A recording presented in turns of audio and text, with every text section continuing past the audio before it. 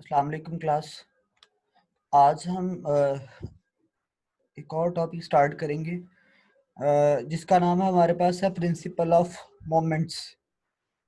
Principle of moments हमारे पास very easy topic है, कोई भी चीज़ मुश्किल नहीं है, लेकिन इसमें पेपर में ये शॉर्ट क्वेश्चन ज़रूर आ जाता है। डिफाइन प्रिंसिपल ऑफ मोमेंट और बहुत ही बार आ चुका है पेपर्स में।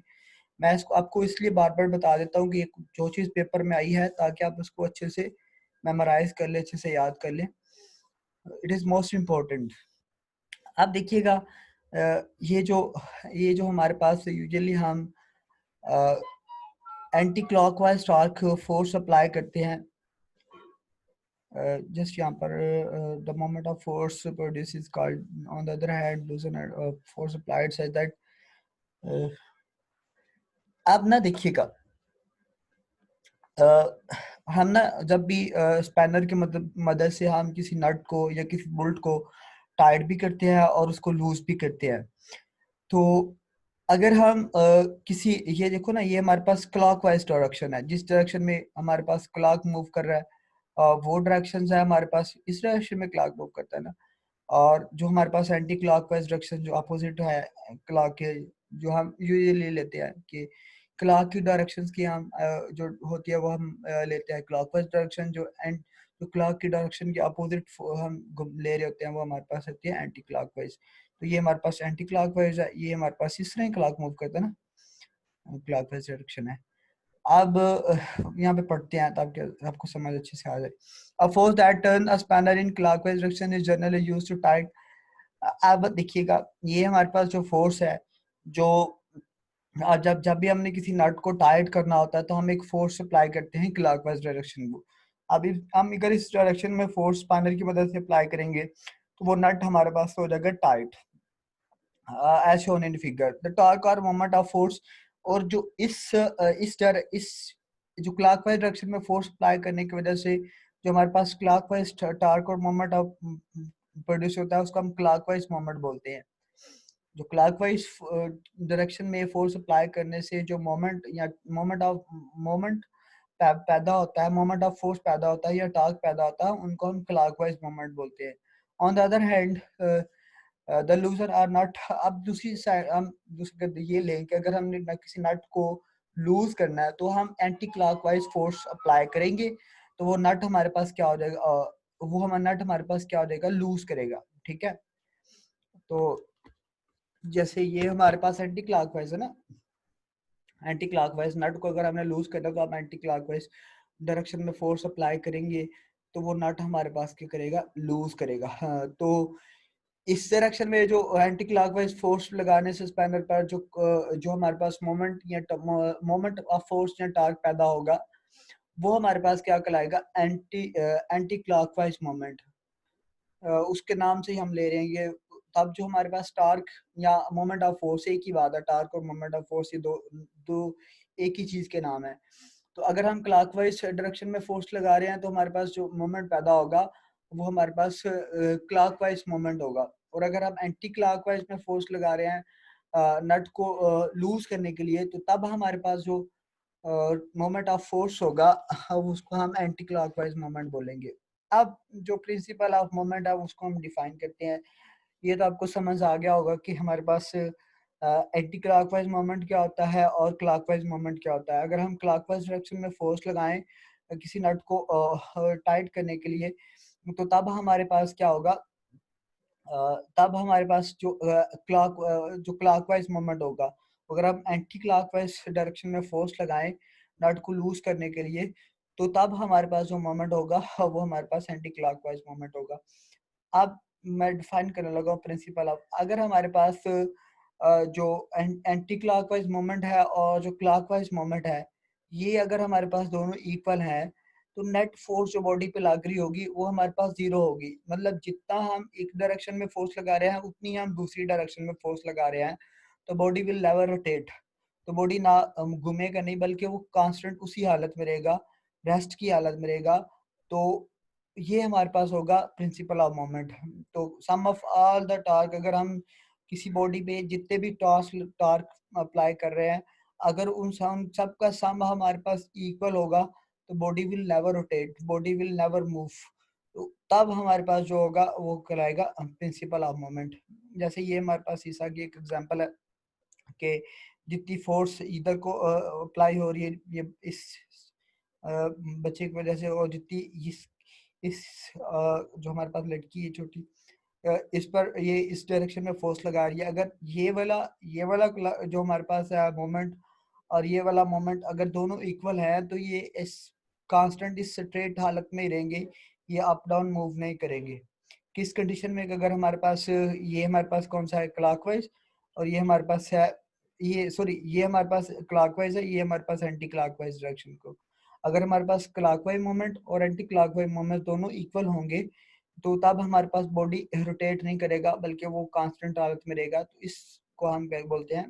Principal of moment. तो यहाँ पर लिखा हुआ है, पढ़ लेते हैं। टॉर्क का moment of force is called eight a body initially at rest does not rotate if some, जो हमारे पास बॉडी है जो रेस्ट पे है वो रोटेट नहीं करेगी if some of the clockwise moment acting on it is balanced by the sum of anti-clockwise moment acting on it। मतलब कि जितना ये हमारे पास क्लॉकवाइज लग रहा है ये वाला मोमेंट, और जितना ये एंटी क्लॉकवाइज मोमेंट लग रहा है, अगर ये दोनों हमारे पास इक्वल हो तो हमारे पास जो बॉडी है वो रोटेट नहीं करेगी। This is known as the principle of moment according to principle of moment. ये डेफिनेशन उसने लिखी हुई है। a body is balanced if sum of clockwise moment, मतलब कि जितना भी सम मतलब तमाम जो हमारे पास क्लॉकवाइज मोमेंट जो एक्ट कर रहा है बॉडी पर, and equal to the sum of anti clockwise moment, और जितना हमारे पास टोटल जितना एंटी क्लॉकवाइज डायरेक्शन में मोमेंट हमारे पास लग रहा है तो तब हमारे पास बॉडी रोटेट नहीं करेगी, वो हमारे पास बैलेंस रहेगी अगर हमारे पास दोनों क्लॉकवाइज और एंटी क्लॉकवाइज मोमेंट इक्वल होंगे। तो ये जस्ट क्विक एक्सरसाइज भी दी हुई है, इसको भी हम स्किप कर रहे हैं।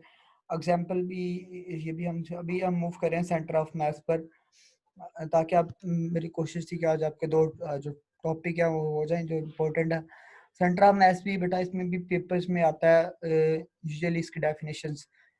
तो अब मैं आपको जनरल वर्ड में आपको सिंपली पहले समझाने की कोशिश करता हूँ कि सेंटर ऑफ मास हमारे पास एक ऐसा पॉइंट होता है जिस पर कोई जो भी बॉडी है उसका होल मास एक्ट कर रहा होता है, तमाम का सारा मास उस पॉइंट पर एक्ट कर रहा होता है। उस पॉइंट को हम बोलते हैं सेंटर ऑफ मास। और अगर हम सेंटर ऑफ मास पर कोई फोर्स लगाएंगे तो बॉडी जो है वो विदाउट रोटेशन वो आगे को मूव कर जाएगी जिस डायरेक्शन में फोर्स लगा रहे हैं। लेकिन अगर हम सेंटर ऑफ मास से किसी बॉडी को उसके सेंटर ऑफ मास से हट के फोर्स लगाएंगे उसके तो हमारे पास बॉडी सीधा मूव करने के बजाय रोटेट करेगी। फॉर एग्जांपल यहाँ पर एग्जांपल्स उसने बड़ा अच्छा समझाया हुआ है कि ये जो पॉइंट ओ है ये हमारे पास सेंटर ऑफ मास है। दो बॉडीज है, एक का हमारे पास मास ए है, एक उसने रिप्रेजेंट किया ए से, एक को बी से। जो ए है इसका मास स्मॉल है, जो बी है इसका मास ग्रेटर है, और इनका जो सेंटर ऑफ मास है कोई ना कोई इनका सेंटर ऑफ मास भी होगा जिसपे होल बॉडी का वेट है जो एक्ट कर रहा होता है, वो हमारे पास सेंटर ऑफ मास कहलाता है। उसका हमने सिलेक्ट कर लिया कि ओ।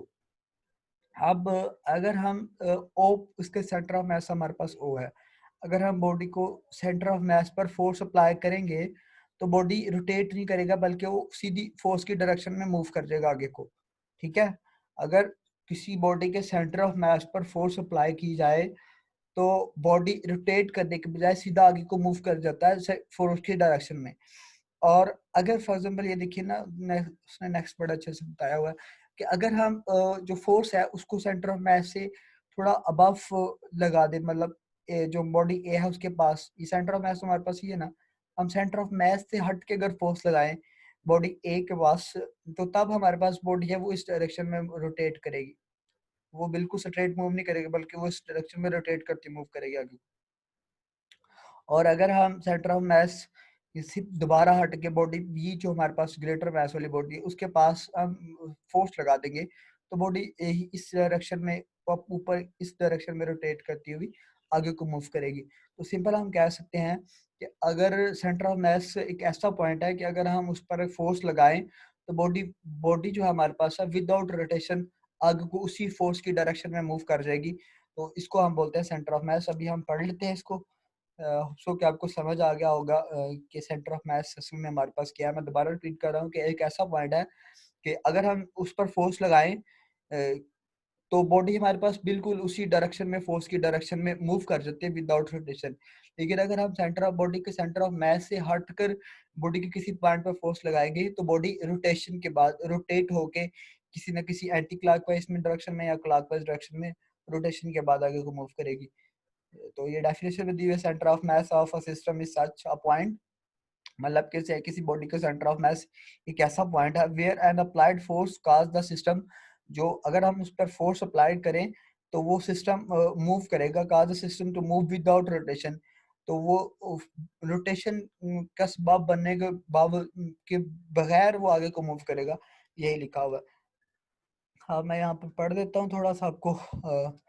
if it is observed that the center of mass of a system uh, uh, move as if its entire mass is confined at that point, मतलब ये कह रहा है कि सेंटर ऑफ मास एक ऐसा पॉइंट होता है जिस पर बॉडी का तमाम जो मास है वो कन्फाइंड होता है। अब a force applied at such point is the body does not produce any torque। अगर वो कह रहा है कि अगर हम इस पॉइंट पर सेंटर ऑफ मास पर अगर फोर्स अप्लाइड करते हैं तो कोई भी बॉडी में टॉर्क पैदा नहीं होगा। The body move in the direction of the net force, तो बॉडी नेट डायरेक्शन जिस डायरेक्शन में फोर्स है उस डायरेक्शन में मूव करेगी, जैसे कि ये। उसके बाद उसने consider a system of two bodies A and B connected by R R as shown in figure, वो दिखा दिया हुआ है जैसे ये भी दिखाया है। O is a point where A and B such that force applied on such figures if the system moves in the direction of force without। वो ये कह रहा है कि एक यहाँ पर O एक ऐसा पॉइंट है कि अगर उस पर हम फोर्स अप्लाई करें, मतलब ये सेंटर ऑफ मास है, तो बॉडी रोटेट किए बगैर आगे को मूव कर जाएगी without rotations. does does the system still move without rotation if इसका मतलब है नो। अगर हम सेंटर ऑफ मास से हटकर फोर्स लगाएंगे तो बॉडी बगैर रोटेशन के मूव नहीं करेगी, बल्कि वो रोटेट करके मूव करेगी। जैसे हम यहाँ पर लगा रहे हैं तो बॉडी रोटेट करे रोटेशन से मूव करेगी, और अगर हम इधर इसको लगा रहे हैं तो बॉडी फिर भी रोटेशन के।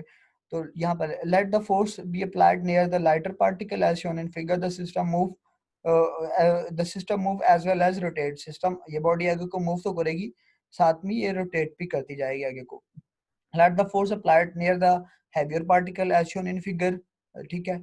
in this also system move as well as rotate, तो system दोबारा से move करेगा साथ rotate भी करेगा। तो ये define भी किया हुआ है। the center of mass of a system is such a point where an applied force causes the system to move without rotations। अब यहाँ पर हम एक क्विक क्विज छोड़ के गए थे। Can a small child play with a fat child on this is explain. Yes, ये हमारे पास ये जो स्मॉल चाइल्ड है ये, और ये एक एक वो कह रहा है कि एक ही शीशा पर खेल सकते हैं। तो यस, अगर तो ये भी चाइल्ड हमारे पास ज्यादा डिस्टेंस पर होगा, मैंने आपको बोला था ना टारगेट डिपेंडिंग ऑन दी एक तो हमारे पास वो फोर्स पे डिपेंड कर रहा होता है, और दूसरा उसके जो एक्सिस ऑफ जो हमारे पास जो डिस्टेंस होता है, बताया था ना, एक्सिस जो हमारे पास रोटेशन एक्सिस ऑफ रोटेशन, वो अगर ये गर्ल्स हमारे पास थोड़ा सा इसके पास आके बैठ ये आगे बैठ जाती है, मतलब यहाँ पे एंड पे बैठने जाइए यहाँ पर सेंटर में, और तो तब ये वाला जो लेंथ है ये कम हो जाएगी, और टार्क जो प्रोड्यूस होगा वो इस वजह से, और जो इस बॉडी की वजह से जो टार्क पैदा होगा जिसका स्मॉल वेट है वो इक्वल हो जाएगा हमारे पास। तो ये प्ले कर सकते हैं। टार्क अगर two are sitting on the seesaw so that they cannot swing, what is the net torque। वो कह रहा है कि दो बच्चे, जैसे यहाँ पर बताया हुआ है कि दो बच्चे एक शीशा पर बैठे हुए हैं, so that कि ये बॉडी अब मूव नहीं कर रहा, बिल्कुल स्ट्रेट साकन हालत में है। तो हम क्या कह सकते हैं, हम ये कह सकते हैं कि नेट टॉर्क इस पे जो लग रहा है वो हमारे पास जीरो है, जिसकी वजह से जो बॉडी है वो रोटेट नहीं कर रहा। थैंक यू सो मच बेटा, नेक्स्ट टाइम हम फिर नेक्स्ट टॉपिक देखेंगे, तब तक के लिए अल्लाह हाफिज़। और बेटा दोस्त का काम रोज किया करें। थैंक यू सो मच, अल्लाह हाफिज़।